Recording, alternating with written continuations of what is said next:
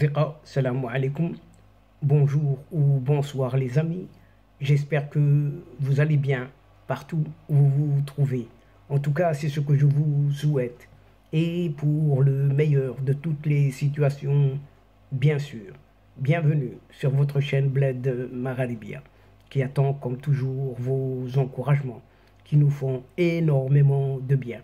Et comme vous le savez, votre chaîne Bled Maralibia ne fait que traiter de cette actualité nord-africaine.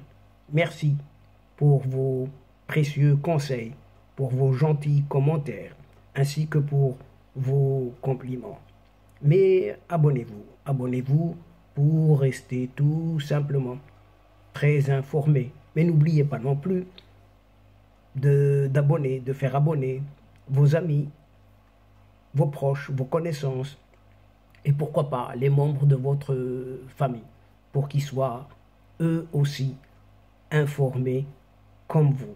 Et cette séquence vidéo vous propose la présente chronique relative à cette obsession algérienne pour le Maroc et son Sahara, qui continue de plus belle au Conseil de sécurité de l'ONU, Organisation des Nations Unies donc.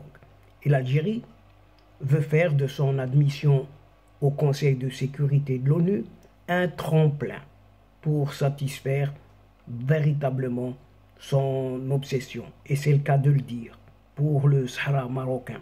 Alors qu'en France, les ambassadeurs d'Afrique et d'Amérique latine boudent une certaine fête de ce Polisario, lequel ne renonce pas au terrorisme, en s'apprêtant, semble-t-il, à commettre des attentats au Sahara marocain. Ni plus, ni moins. Tout cela sous une forme d'exclamation pour ne pas le mettre avec un point d'interrogation. Et on s'interroge là-dessus. Tout cela sur fond de soupçons de liquidation d'un ex-ministre des Affaires étrangères par son propre régime, de ces vieux capots qu'il a pourtant tant servi, et font le tour de milieux très informés. Le nouveau ministre algérien des Affaires étrangères, celui qui l'a remplacé, se trouve obligé de suivre certaines indications folles, vraiment très folles, de ces militaires algériens, jusqu'à l'ONU. Vous entendez bien, jusqu'à l'Organisation des Nations Unies. En effet, il s'agit là de rumeurs, de liquidation, ni plus, ni moins, de cet ancien chef de la diplomatie algérienne. Vous l'avez reconnu, il n'est pas si éloigné que ça. Il a été débarqué il n'y a pas longtemps, pas plus tard qu'à la fin du mois de mars dernier. Il s'agit, vous l'avez reconnu, d'un certain Ramtan Lamamra. Eh bien, toutes ces rumeurs battent leur comble ces derniers jours. Ce diplomate chevronné, Ramtan Lamamra, a été éliminé du champ médiatique et politique pour servir l'agenda, un certain agenda présidentiel d'un certain effacé, athée, qui cherche à obtenir coûte que coûte une réélection sans vague en 2024. Plusieurs milieux informés algériens ont également parlé d'une certaine confiscation de son passeport et son interdiction de quitter le territoire algérien pour éviter que cet ancien chef de la diplomatie algérienne, Ramtan Lamamra, ne révèle les frasques, les dessous de tout ce qui s'est passé et les dossiers, certains dossiers crasseux de ce régime abject au pouvoir de cette Algérie. Après sa nomination en tant que membre observateur au Conseil de sécurité de l'ONU, cette Algérie de ces vieux capots, qui n'a eu aucune compétition par contre pour ce poste, compte faire du bruit, un bruit médiatique. Et c'est bien évidemment le seul dossier dans les mains de ce régime algérien celui du Sahara marocain, tant à l'est qu'à l'ouest, le Sahara occidental et le Sahara oriental. Et la promotion d'une certaine thèse séparatiste, surtout financée par des pétrodollars algériens, qui devraient, semble-t-il, meubler les discussions, à en croire les déclarations d'un certain Ahmed Attaf, le nouveau ministre des Affaires étrangères algérien. Décidément, les ministres des Affaires étrangères se succèdent sans succès et se ressemblent, et c'est le moins que l'on puisse affirmer à chaque fois. Dans une allocution, à l'occasion d'une cérémonie organisée par le Premier ministre pour célébrer l'élection algérienne au Conseil de sécurité, le ministre algérien des Affaires étrangères a présenté pas plus tard que ce lundi dernier les directives de son département. Écoutez ce qu'il a dit. L'Algérie poursuivra son soutien indéfectible aux justes causes de la Palestine et du Sahara occidental et les droits des peuples des deux pays à mettre fin à l'occupation de leurs terres usurpées conformément aux dispositions des règlements et résolutions pertinents des Nations Unies. C'est ce qu'a déclaré ce Ahmed Attaf. Pourtant, la semaine dernière, lors de la présentation de justement Ahmed Attaf à New York pour exposer encore et toujours les priorités et les objectifs du mandat algérien, il n'avait fait aucune mention du dossier du Sahara ou de son Polisario. Il s'était juste contenté, lors de cette présentation à l'ONU, de parler, entre guillemets, de menaces pesant sur la région du Sahel. Point. Ce n'est donc qu'après avoir eu la confirmation de son élection auprès des 15 membres du Conseil de sécurité qu'il a changé de discours. Il a retourné son veston et a parlé de la fameuse et sempiternelle formule de décolonisation du Sahara occidental, avec le secrétaire général des Nations Unies, Antonio Guterres. Dans son allocution, Ahmed Attaf, donc ce diplomate algérien, a également mentionné d'autres crises régionales pour ne pas montrer une certaine obsession, encore une obsession pour le Maroc, et a donc évoqué la sécurité et de la stabilité en Libye, au Soudan et au Mali, au Yémen et en Syrie, ainsi qu'en République démocratique du Congo, le RDC, en République centrafricaine et en Somalie. Et cette élection, sans aucune concurrence par ailleurs, par d'autres pays africains ou nord-africains, a permis à ce régime algérien d'avoir ce siège non permanent.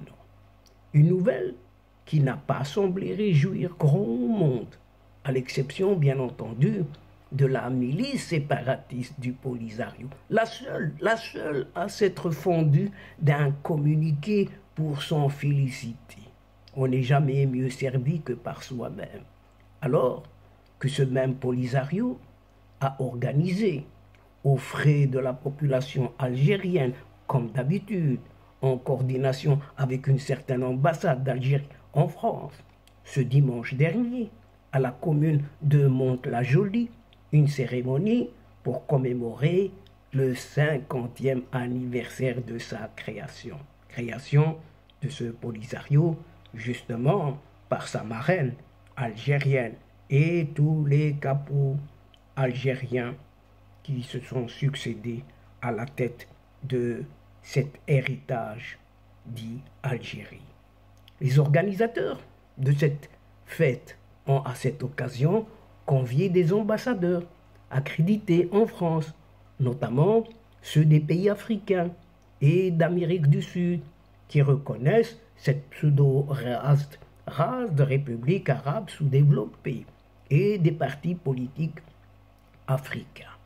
Mais à de rares exceptions près, les pays invités ont boudé la rencontre, purement et simplement. Et parmi les rares pays africains présents, il n'y avait que l'Angola. L'ambassadeur a même pris la parole pour féliciter le Polisario. On ne sait pourquoi, rapporte toujours cette agence de presse du Polisario. Quant à la participation de formations politiques africaines, elle s'est réduite à la plus simple expression, c'est-à-dire à la présence de l'Union des forces du progrès de la Mauritanie, ex-communiste, ajoute la même source du Polisario. Cette même source de la presse, donc du Polisario. Un parti, ce parti mauritanien, connu pour son soutien, bien évidemment, à ce Polisario.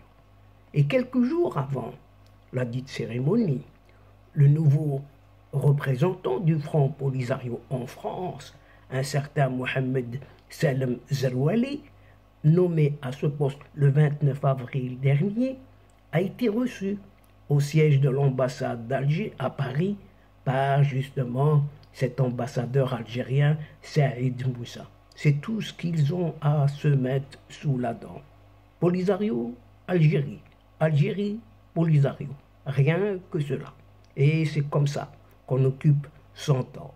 Mais alors, tel que déclaré ici et là, ce Front Polisario va-t-il vraiment passer à l'acte en perpétrant des actes terroristes dans la région du Sahara marocain?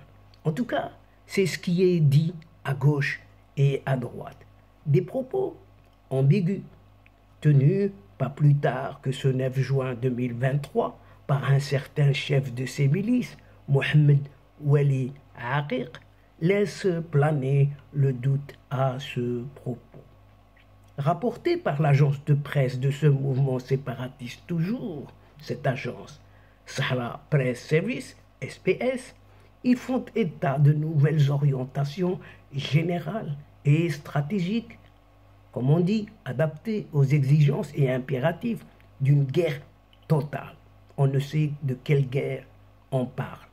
Ce qui, quand on le place dans la série de certaines déclarations régulièrement données depuis 19 mois déjà par un certain Mohamed Wali Aqiq aux médias, peut impliquer que le Polisario soit actuellement en train de nourrir l'idée de recourir tout simplement au terrorisme, comme on l'appelle, appelons-le par son nom, à l'encontre cette fois-ci du Maroc.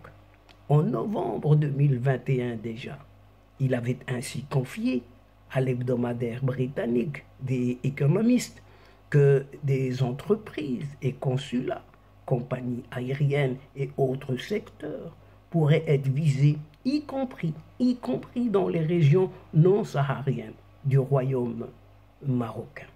Et il était plus tard revenu à la charge pour dire que la jeunesse sahraoui était prête à se battre par tous les moyens disponibles, ce qui avait suscité une condamnation formelle de la part notamment d'une certaine association sahraoui de défense des droits de l'homme, ASADE, A-S-A-D-E-H.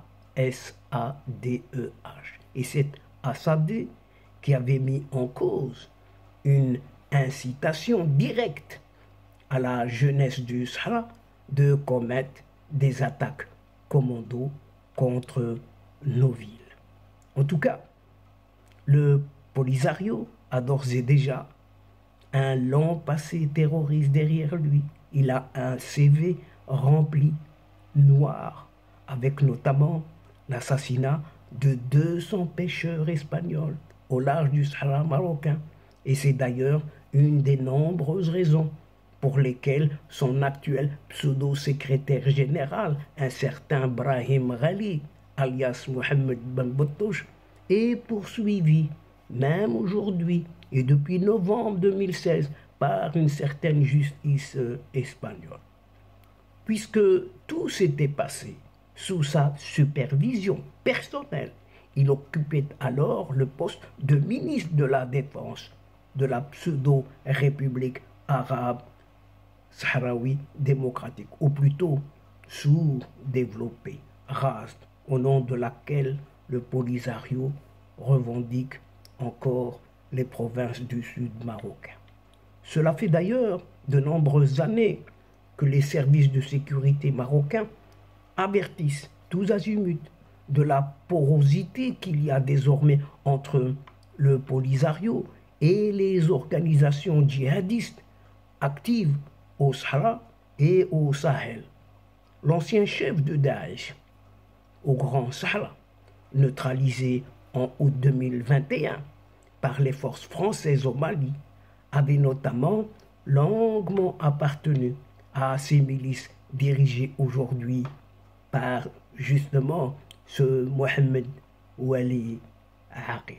Et donc, chers amis, mesdames et messieurs, nous sommes arrivés tout doucement, mais sûrement, à la fin de cette séquence. Et avant de vous fixer un autre rendez-vous à une prochaine fois, Inch'Allah, en vous retrouvant avec un immense plaisir, comme d'habitude. N'oubliez pas de vous abonner et de faire abonner tous vos proches, vos connaissances, tout simplement pour recevoir les toutes dernières séquences vidéo de votre chaîne, tout en vous remerciant bien sûr pour votre aide, pour votre participation, pour votre fidélité de nous suivre jusqu'au bout. Mais n'oubliez pas de partager à volonté partout où vous pouvez le faire, là où vous êtes, tout simplement. Partagez et toujours partagez, car votre chaîne a besoin de vous et a besoin de votre aide. Quant à moi, le temps, le moment est juste arrivé pour vous dire au revoir les amis et à la prochaine fois, Inch'Allah. L'asdiqa, salamu alaikum wa rahmatullah wa barakatuh, ma'a salama.